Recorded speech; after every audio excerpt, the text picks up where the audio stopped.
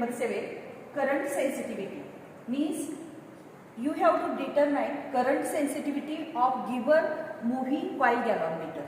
Apparatus and circuit diagram, all connections, connected circuit diagram is as shown in this circuit, and as per the circuit diagram, all connections are connected. Here, moving coil galvanometer means here this galvanometer, this current meter, then 4-way key, then battery and resistance, and here is plug key. Electric circuit here starts from this battery, means positive terminal of battery is connected to the here the resistance. Then from this resistance box connected to this resistance box, and from this resistance box the connection is connected to the positive terminal of this battery, means here is positive terminal, microammeter, here current meter. From this negative terminal of this current meter, which is connected to the 4-way key point, here this one. Opposite point of this 4-way key means this one is opposite point. This one is connected to the plug key, and from this plug key finally here connected to the negative terminal of battery, means all these one connections are here completed. Only 2 points are remained from this 4-way key, means these one are 2 points. These 2 points here, and across these 2 points galvanometer, means moving coil galvanometer is connected, means from these 2 points here this moving coil galvanometer is connected. And as per the circuit diagram, we have completed all this circuit of the current sensitivity. Now plug this key. ही की आपण plug केल्यानंतर हा current meter काही तुम्हाला deflection दाखवतो, गॅलॉनमीटर काही इथं deflection दाखवतो. पण हे डिफ्लेक्शन पाहण्यापूर्वी इथं आपल्याला मूव्हिंग कॉइल गॅलॉनमीटर मध्ये means here in this galvanometer the divisions are 0, 10, 20, 30 as like. Means 0 to 10 there are 10 divisions, means value for one division is coming here 1 division. And in this current meter, in microammeter, 0 to 10 there are 10 divisions, means value for one division is 10 microamp.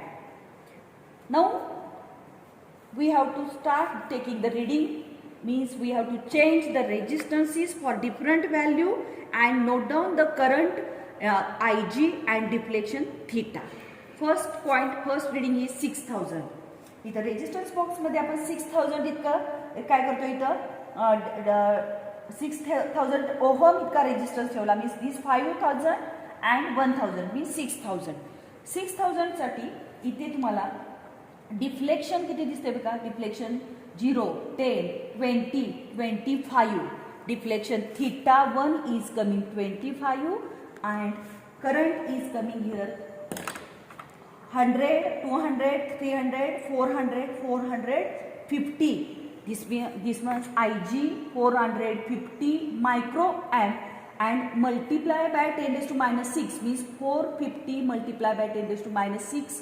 This is nothing but the here current in ampere. Now change this 4-way key to the opposite points, means this one. Same reading you have to note down in opposite side, means here current 450 same, and deflection is coming here is again same 25. Deflection theta 2 is coming 25. Theta 1 and theta 2 या दोन्हीचे काय करायचे, मीन घ्यायचा आहे. 25 25 ह्याचा average जर बघितला, मीन जर बघितला तुम्ही, तर परत एकदा 25च येईल. नेक्स्ट 7000. इथे आता आपण 6000 ऑलरेडी घेतला होता, आता त्यातला फक्त काय करतोय आपण 2000 काय करतो, इथं 1000 मध्ये ड्रॉप केला, मीन्स 5000 आणि दिस वन 2000. 7000 साठी सेकंड रिडिंग आपल्याला करंट करस्पॉन्डिंग 350, 60, 70, 80, 380 Ig येईल, आणि डिफ्लेक्शन इथं येईल 20, 21, 22. डिफ्लेक्शन 22. करंट एम्पियर मध्ये 380 multiply by 10 raised to minus 6.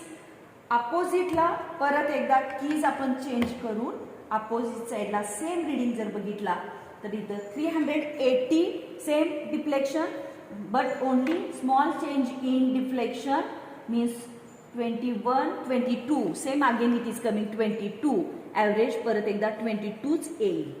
Next reading is for 8000 means only 1000 you have to draw from this resistance box and same way here current Ig is now coming here 300 10 20 30 330 and deflection is coming here 20. Opposite side here change this four-way key for opposite 2 points and note down the current Ig and corresponding deflection. Current same is coming 330 and deflection is here coming now 20. Deflection 20, average mean येईल परत एकदा 20. Current मायक्रोॲम्प मध्ये 330 आहे तो ampere मध्ये 330 into 10⁻⁻6 and last reading is here for 9000 means 5008 and this one 9000 साठी इथे तुम्हाला करंट येतोय 300 आणि डिफ्लेक्शन येईल इथे 10 15 16 17 आणि परत चेंज करून तुम्ही जर बघितला इथे 4-वे की तर सेम 300 इतकाच करंट राहतो. डिफ्लेक्शन मध्ये थोडंसं 15 16 17 इतकंच डिफ्लेक्शन येतं. त्यानंतर इथे तुम्हाला 300 मल्टिप्लाय बाय 10⁻⁻6 हा एम्पियर मध्ये कन्वर्ट केला. 17 दोन्हींचा मीन परत एकदा 17 येईल. आता एकदा हे सर्किटच्या नुसार आपण 4 रिडिंग्स घेतली की सप्लायला काय केला बंद केला आणि यासाठी तुम्हाला पुढचा जो असणारा कॉलम आहे तो S is equal to theta divided by IG means first value theta is 25 divided by corresponding IG 450 multiply by 10⁻⁻6 10⁻⁻6 पहिला डिवायडेडचा न्यूमरेटरला घ्यायचा तो 10⁻⁻6 चा +6 न्यूमरेटरला होईल 25 and divided by 450 as it is. आणि हे सॉल्व्ह करताना पहिला हा ब्रॅकेट पहिला काय करायचा कॅल्क्युलेशनमध्ये कंप्लीट करा.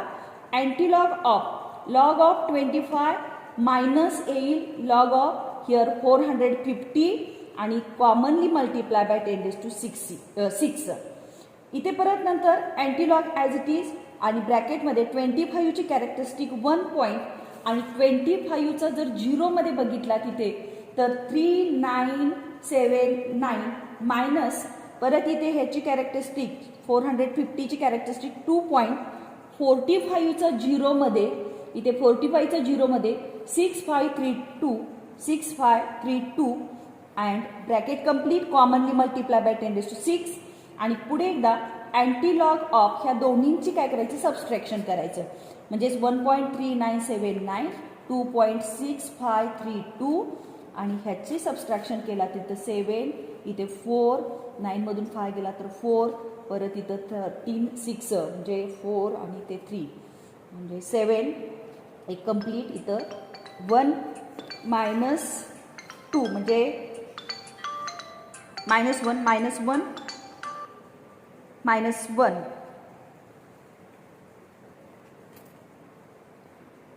0 पॉईंट इथे तुम्हाला 0.7447 मल्टिप्लाय बाय 10⁻⁶ आणि परत इथं 0.74चा 47 मध्ये इथे 0.74चा 4 आणि 7 मध्ये 4 मध्ये 55 66 आणि 7 मध्ये इथे येईल 8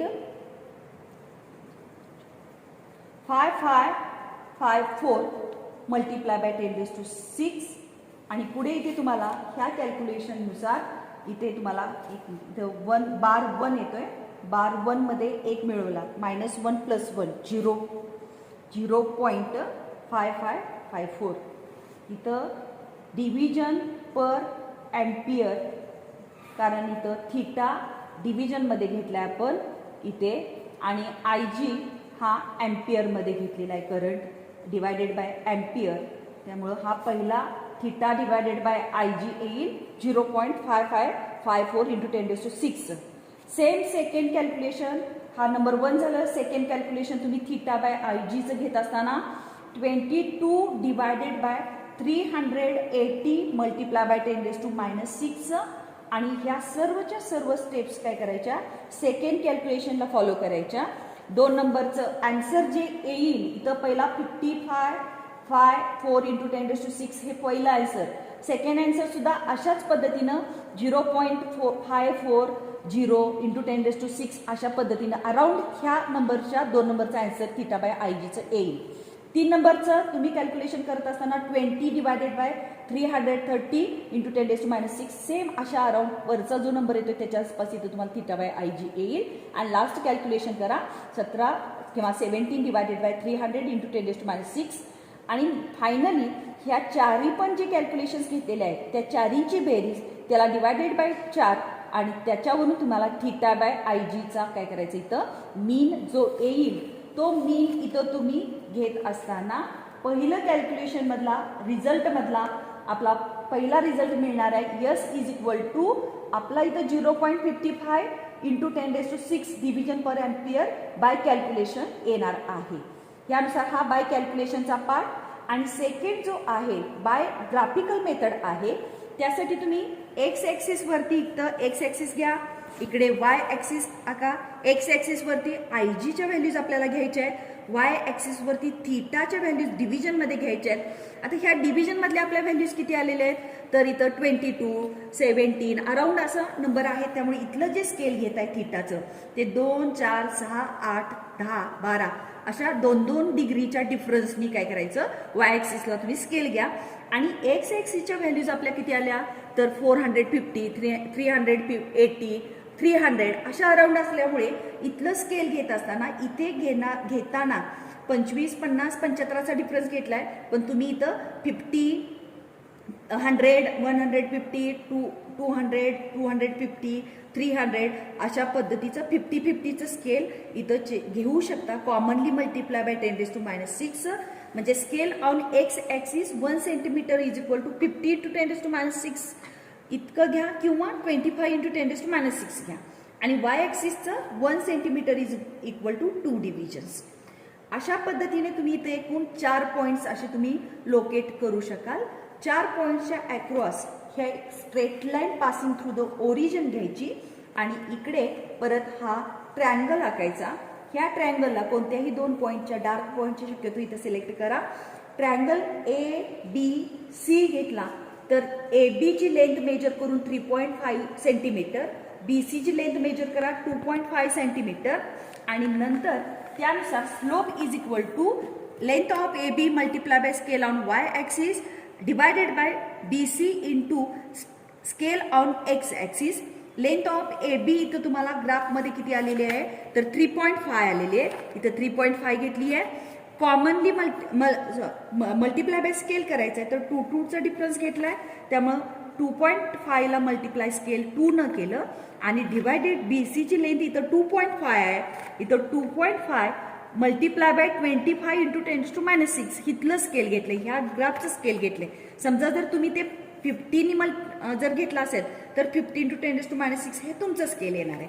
आणि सेम परत नंतर रेशो आहे सिंपल 2 लॉगांची वजाबाकी आणि अँटी लॉग बघून जर डेसिमल पॉईंट ॲडजस्ट केला तर परत एकदा स्लोपची व्हॅल्यू येईल 0.112 इंटू 10⁶ डिव्हिजन पर एम्पियर. आणि इथं ग्राफिकल मेथड आणि हा जो कॅल्क्युलेशनचा पार्ट घेतलाय ह्या दोन्हींची उत्तरं काय येतात, इक्वल येतात, समान येतात. This is current sensitivity of moving coil galvanometer. Yes is equal to first result by calculation and equally is result is coming for graphical method means yes is equal to whatever may be your answer division per ampere.